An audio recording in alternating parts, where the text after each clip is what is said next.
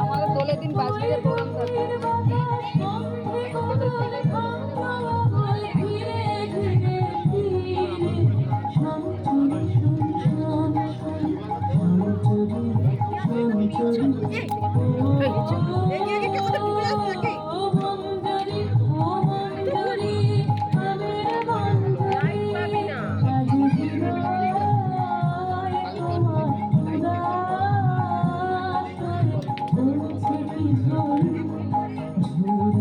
আমার মেয়ের আফসোস একটাই, ওয়েলফেয়ার সমিতি থেকে আগেরবার একটা পেমেন্টও দিয়েছে না, আমার মেয়ে তো পা ভেঙে গেল, আসেনি।